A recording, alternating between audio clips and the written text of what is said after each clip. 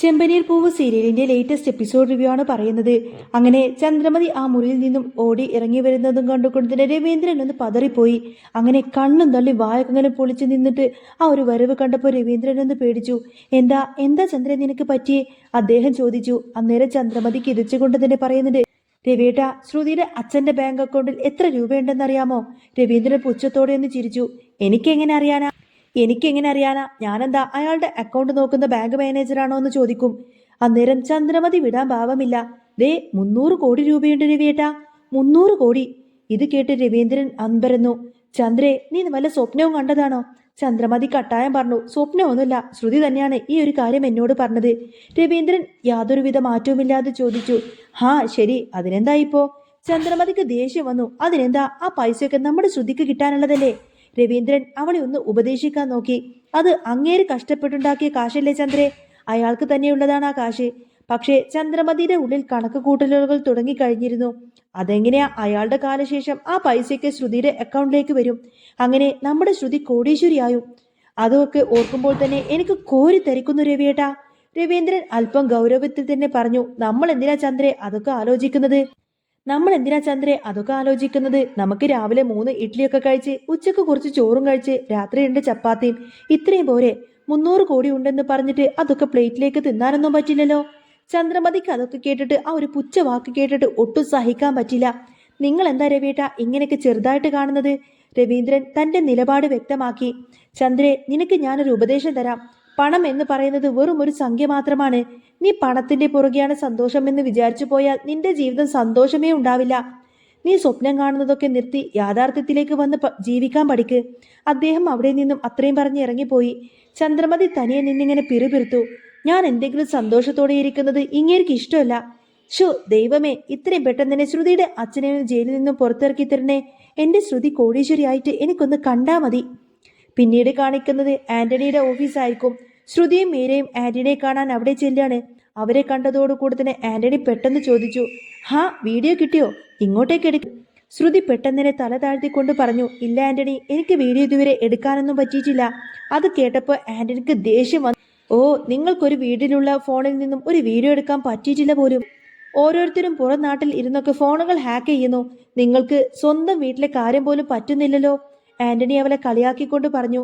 ശ്രുതി സ്വയം ന്യായീകരിച്ചു. ഞാൻ ട്രൈ ചെയ്യുന്നുണ്ട് ആന്റണി, പക്ഷേ എനിക്ക് പറ്റുന്നില്ല. എത്രയും പെട്ടെന്ന് തന്നെ ഞാൻ ഒരു വീഡിയോ എടുത്തു തരാം. എനിക്കാണെങ്കിൽ ആ നവീന്റെ ശല്യം ഇപ്പൊ സഹിക്കാൻ പറ്റുന്നില്ല. അവൻ എന്നെ ഡെയിലി ടോർച്ചർ ചെയ്തുകൊണ്ടിരിക്കുകയാണ്. ആന്റണി പറയുന്നുണ്ട്, അവനെ പോലുള്ളവരൊക്കെ എന്ത് ചെയ്യണമെന്നൊക്കെ എനിക്ക് നന്നായിട്ടറിയാം. മീര ഇടയിൽ കയറി പറഞ്ഞു, എന്നാ പിന്നെ എന്തിനാ വെയിറ്റ് ചെയ്യുന്നത്? അവനിട്ട് നല്ലൊരു പണി കൊടുക്കുക ആന്റണി. പക്ഷേ ആന്റണി വിറ്റില്ല. അതെങ്ങനെയാ? എനിക്ക് കിട്ടാനുള്ളതൊന്നും കിട്ടിയിട്ടില്ലല്ലോ. അത് കിട്ടിക്കഴിഞ്ഞാലേ നവീന്റെ കാര്യം ഞാൻ നോക്കത്തുള്ളൂ. മീന വീണ്ടും പറയുന്നുണ്ട്, ഞങ്ങൾ 3-4 പ്രാവശ്യം നോക്കിയതാണ് ആന്റണി.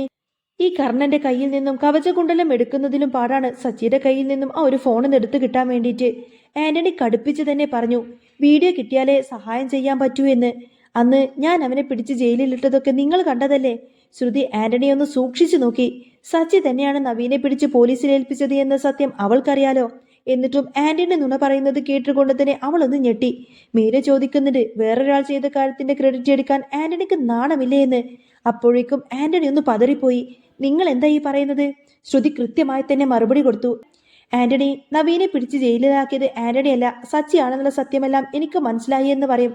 അന്നേരം ആന്റണി ഒന്ന് തപ്പി തടഞ്ഞു. അത് പിന്നെ ഞാൻ അവനെ ഫോളോ ചെയ്യുന്നുണ്ടായിരുന്നു. അതിനിടയിൽ സച്ചി കയറി ഇടപെട്ടതാണ്. മീര വിട്ടില്ല. ഞങ്ങൾ ഏൽപ്പിച്ച ജോലി മര്യാദക്ക് ചെയ്യാൻ പറ്റിയിട്ടില്ല. എന്നിട്ടാണ് ഞങ്ങൾ ഇങ്ങനെ കളിയാക്കുന്നത്. ഇപ്പൊ നിങ്ങളെ വിശ്വസിക്കാമോ ഇല്ലയോ എന്ന് എനിക്ക് സംശയം. ശ്രുതി തുടർന്നു. കുറച്ചു നാളത്തേക്കാണെങ്കിലും സച്ചിയാണ് അവനെ പിടിച്ച് ജയിലിലിട്ടത്. അതുകൊണ്ട് എനിക്ക് ഇത്തിരി സമാധാനം കിട്ടി. ആന്റണി പരിഹാസത്തോട് ചോദിച്ചു.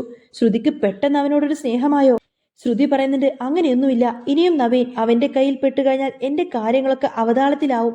ആന്റണി ഉറപ്പ് കൊടുത്തു. ശ്രുതി, നീ പേടിക്കണ്ട. അവൻ എന്റെ കയ്യിൽ കിട്ടിയ ബാക്കി കാര്യങ്ങളൊക്കെ ഞാൻ ഏറ്റു. ആന്റണി ആ ഒരു വീഡിയോക്കായി വീണ്ടും ശ്രുതിയെ നിർബന്ധിച്ചു. ശ്രുതി ഒടുവിൽ തന്നെ അതിന് സമ്മതിച്ചു. ഒരു ദിവസം കൂടി എനിക്ക് ടൈം താ ആന്റണി, വീഡിയോ ഞാൻ എങ്ങനെയെങ്കിലും എടുത്തു തരാമെന്ന് പറയും. അങ്ങനെ അവർ പുറത്തിറങ്ങിയപ്പോൾ മീര ചോദിക്കുന്നുണ്ട്, ശ്രുതി, ഇവൻ ശരിയാവോ? നമുക്ക് വേറെ വല്ല റൗഡിയായി നോക്കിയാലോ എന്ന് പറയും. ശ്രുതി പറയുന്നുണ്ട്, അതൊന്നും വേണ്ട. ഇവനും സച്ചിയും തമ്മിൽ ഓൾറെഡി പ്രശ്നമുണ്ട്. ആ വീഡിയോ പുറത്തായി കഴിഞ്ഞാൽ ആന്റണി ചെയ്തതാണെന്ന് സച്ചി വിചാരിക്കുള്ളൂ. നമുക്ക് സുഖമായിട്ട് അങ്ങ് രക്ഷപ്പെടുകയും ചെയ്യാം. വീഡിയോ എങ്ങനെ എടുക്കുമെന്ന് മീര ചോദിച്ചപ്പോൾ ശ്രുതി പറയുന്നുണ്ട്, ആദ്യത്തെ വിവാഹ വാർഷികം വരെയല്ലേ, സച്ചിയെ നല്ലോണം അങ്ങ് കുടിപ്പിക്കണം, അത് കഴിഞ്ഞാൽ ആ മൊബൈൽ ഈസി ആയിട്ട് അങ്ങ് അടിച്ചു മാറ്റാം. മീരയും അത് ശരിവെച്ചു. പിന്നീട് കാണിക്കുന്നത് സുധിയുടെ ഷോപ്പായിരിക്കും. ബിസിനസ്സിൽ വലിയ ലാഭമൊന്നുമില്ലാത്തതിന്റെ സങ്കടത്തിലാണ് സുധി. ലാഭമൊക്കെ ഡീലർമാർക്ക് പോവുകയാണ് എന്നും വലിയ ഓർഡറുകളൊക്കെ കിട്ടണമെന്നും അവൻ ആലോചിച്ചു. അന്നേരമാണ് ആനന്ദ് അങ്ങോട്ടേക്ക് വരുന്നത്. ആനന്ദിനോട് ബിസിനസ് കാര്യങ്ങളെക്കുറിച്ചൊക്കെ സുധി ചോദിച്ചു. ആനന്ദ് പറയുന്നത്, ഒരു ഇന്റർനാഷണൽ കമ്പനി പുതിയ TV ലോഞ്ച് ചെയ്യുന്നുണ്ട്. കേരളം മുഴുവൻ ഒരാൾക്ക് ഡീലർഷിപ്പ് കൊടുക്കാനാണ് അവർ തീരുമാനിക്കുന്നത്. പുതിയ തലമുറക്ക് കൊടുക്കണമെന്നാണ് അവരുടെ ആഗ്രഹം. സുധിക്ക് അത് കേട്ടപ്പോൾ വലിയ ആവേശമായി. ഇത് നമുക്ക് കിട്ടാൻ വല്ല വഴിയുമുണ്ടോ? ആനന്ദ് പൈസയെ പറ്റിയിട്ട് പേടിക്കണ്ട എന്ന് പറഞ്ഞു. പക്ഷേ ഒരു കണ്ടീഷൻ ഉണ്ട്, ഫാമിലി ബാക്ക്ഗ്രൗണ്ട് നല്ലതായിരിക്കണം, നല്ല സ്റ്റാറ്റസ് ഉള്ള കുടുംബമായിരിക്കണം. സുധി വിഷമിച്ചു. എനിക്ക് എന്ത് സ്റ്റാറ്റസാ ഉള്ളത്?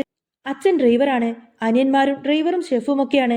ആനന്ദ് ചിരിച്ചുകൊണ്ട് പറഞ്ഞു. അവരൊന്നും വന്ന് ചെക്ക് ചെയ്യൊന്നുമില്ല. ഞാൻ കുറച്ച് ഹൈപ്പിൽ നിന്നെ പറ്റിയിട്ട് അങ്ങ് പറഞ്ഞു വിട്ടിട്ടുണ്ട്. നീ വലിയ പണക്കാരനാണ് എന്നും നിന്റെ അനിയൻ സച്ചി 50 കാറുകളുടെ ഓണറാണെന്നും ശ്രീകാന്ത് വലിയ റെസ്റ്റോറന്റ് നടത്തുകയാണെന്നൊക്കെ ഞാൻ അങ്ങ് തട്ടിവിട്ടിട്ടുണ്ട്. ശ്രുതിയും ശ്രുതിയും അതൊക്കെ കേട്ടിട്ട് ആകെ ഞെട്ടിപ്പോയി. ഇങ്ങനെയൊക്കെ കള്ളം പറയാമോ എന്ന് ശ്രുതി ചോദിച്ചപ്പോൾ ബിസിനസ്സിൽ ഇതൊക്കെ അത്യാവശ്യമാണെന്ന് ആനന്ദ് നിർബന്ധിച്ചു. അവസാനം ശ്രുതിക്കും അത് മനസ്സിലായി. ആനന്ദ് പോകുന്നതിന് മുൻപേ തന്നെ ഒരു ഐഡിയ കൂടി പറഞ്ഞു കൊടുത്തു. ഓണർ നാട്ടിലേക്ക് വരുന്നുണ്ട്, അദ്ദേഹത്തിന് ഒരു വലിയ പാർട്ടി തന്നെ കൊടുക്കണം. ശ്രുതി പൈസയുടെ കാര്യം ഓർത്തപ്പോൾ ശ്രുതി പറയുന്നത്, നമ്മുടെ ആനിവേഴ്സറി ഫംഗ്ഷന് നമുക്ക് ഗംഭീരമാക്കണം, എന്നിട്ട് അദ്ദേഹത്തെ കൂടി അതിലേക്ക് വിളിപ്പിക്കാം. ശ്രുതിക്ക് ഒരു പേടി, ആനിവേഴ്സറിക്ക് സച്ചിയും മറ്റും വരുമ്പോൾ അവർക്ക് പണക്കാരുടെ ലുക്കില്ലല്ലോ എന്ന്. നമ്മൾ കള്ളം പറയുകയാണെന്ന് അവർക്ക് മനസ്സിലാവില്ലേ? ശ്രുതി പറയുന്നത്, അത് ശരിയാണല്ലോ, സച്ചിയെ രേവതിയെ കണ്ടാൽ നമ്മൾ കള്ളം പറയുകയാണെന്ന് തോന്നും. ഒടുവിൽ ശ്രുതി എന്നെ ഒരു ഉപായം പറഞ്ഞു കൊടുത്തു. സച്ചിയോടും ശ്രീകാന്തിനോടും എങ്ങനെ സംസാരിക്കണമെന്ന് അവൾ വിശദമാക്കി പറഞ്ഞു. ശ്രുതി പറഞ്ഞു കൊടുത്ത ആ ഒരു ബുദ്ധി കേട്ട് ശ്രുതി ആദ്യമൊന്ന് അമ്പരന്നുവെങ്കിലും ബിസിനസ് പച്ചപ്പിടിക്കാൻ വേണ്ടി വേറെ വഴിയില്ല എന്ന് അവനും ഉറപ്പിച്ചു. അടുത്ത ദിവസം തന്നെ ശ്രുതി തന്റെ അനിയന്മാരായ സച്ചിയെയും ശ്രീകാന്തിനെയും കാണാൻ തീരുമാനിച്ചു. സച്ചി തന്റെ പഴയ ആ ഒരു ടാക്സിയിൽ എണ്ണക്കറ പുരണ്ട കൈകളുമായി വർക്ക്ഷോപ്പിലേക്ക് നിൽക്കുമ്പോഴാണ് സുധി അങ്ങോട്ടേക്ക് ചെല്ലുന്നത്. സുധി അവരോട് പറഞ്ഞു, എന്റെ ജീവിതം മാറിമറിയാൻ പോകുന്ന ഒരു വലിയ ബിസിനസ് ഡീല് വരാൻ പോവാണ്. അതിന്റെ ഭാഗമായി ഒരു വലിയ പാർട്ടി നടത്തുന്നുണ്ട്. പക്ഷേ അവിടെ വരുന്നവർ വലിയ പണക്കാരായിരിക്കും. നിങ്ങൾ അവരുടെ ഡ്രൈവറാണെന്നോ ഷെഫാണെന്നോ ഒന്നും പറഞ്ഞാൽ എന്റെ സ്റ്റാറ്റസ് അങ്ങ് പോവും. അതുകൊണ്ട് പാർട്ടി കഴിയുന്നത് വരെ നിങ്ങൾ ഞാൻ പറയുന്ന വേഷം കെട്ടണം. സച്ചിക്ക് അത് കേട്ടപ്പോൾ ആദ്യം തന്നെ ദേഷ്യമാണ് വന്നത്. നമ്മുടെ അച്ഛൻ കഷ്ടപ്പെട്ട് വളർത്തിയത് നമ്മൾ എങ്ങനെ നുണ പറയാൻ പഠിപ്പിച്ചിട്ടൊന്നല്ലേ സുധി? സച്ചി തുറന്നടിച്ചു. പക്ഷേ സുധിയുടെ നിർബന്ധത്തിന് മുന്നിൽ ചേട്ടന്റെ വളർച്ച ആഗ്രഹിച്ചുകൊണ്ട് തന്നെ സച്ചിയും ശ്രീകാന്തും ഒടുവിൽ ആ ഒരു വേഷം കെട്ടാൻ തന്നെ സമ്മതിച്ചു. അങ്ങനെ പാർട്ടി ദിവസം വന്നു ചേർന്നു. നഗരത്തിലെ ഏറ്റവും വലിയ ഹോട്ടലിൽ വെച്ചാണ് കോക്ടെയിൽ പാർട്ടി നടക്കുന്നത്.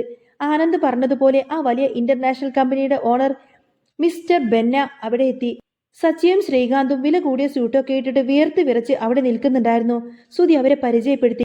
ഇത് സച്ചി, 50ഓളം ലക്ഷറി കാറുകളുടെ ഓണറാണ്. ഇത് ശ്രീകാന്ത്, അറിയപ്പെടുന്ന റെസ്റ്റോറന്റ് ചെയിൻ നടത്തുന്നു. ബെന്നെ അവരുമായി കൈകോർക്കുമ്പോൾ സച്ചിയുടെ ഉള്ളിൽ ആകെ പേടിയായിരുന്നു. ഇതിനിടയിൽ ആന്റണി അവിടെ എത്തുന്നത് ശ്രുതി കണ്ടു. ആന്റണി വന്നത് വീഡിയോ വാങ്ങിക്കാൻ വേണ്ടിയിട്ടാണ്. ശ്രുതി സച്ചിയെ വശത്താക്കി അവന്റെ പോക്കറ്റിൽ നിന്നും ഫോൺ അടിച്ചു മാറ്റാൻ നോക്കുമ്പോൾ സച്ചി അബദ്ധത്തിൽ ബെന്നയുടെ മുകളിലേക്ക് അങ്ങ് ചെന്ന് വീണു.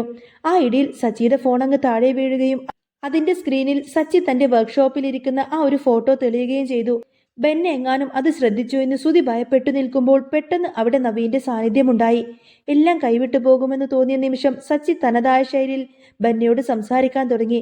അവിടുത്തെ കള്ളത്തരങ്ങളെക്കാൾ ബെന്നെ ആകർഷിപ്പിച്ചത് സച്ചിയുടെ സത്യസന്ധമായ സംസാരമായിരുന്നു. ഒടുവിൽ നുണകൾക്ക് പകരം സച്ചിയുടെ ആത്മാർത്ഥത ശ്രുതിക്ക് ആ ഒരു ബിസിനസ്സിൽ നേടിക്കൊടുക്കുന്നതിലേക്ക് കാര്യങ്ങളൊക്കെ എത്തിക്കുന്നതാണ് കേട്ടോ പിന്നീട് കാണാൻ പോകുന്നത്. അപ്പോൾ നമ്മൾ ഒട്ടും തന്നെ പ്രതീക്ഷിക്കാത്ത രീതിയിൽ വമ്പൻ ട്വിസ്റ്റ് നിറഞ്ഞ കാര്യങ്ങളായിരിക്കും ഇനി വരാൻ പോകുന്നത്. നിങ്ങൾക്ക് ഈ ഒരു ചാനൽ ഇഷ്ടമാണെങ്കിൽ സബ്സ്ക്രൈബ് ചെയ്യാനും സപ്പോർട്ട് ചെയ്യാനും മറക്കല്ലേ. നെക്സ്റ്റ് വീഡിയോ ഉടനെ വരാം. ബൈ.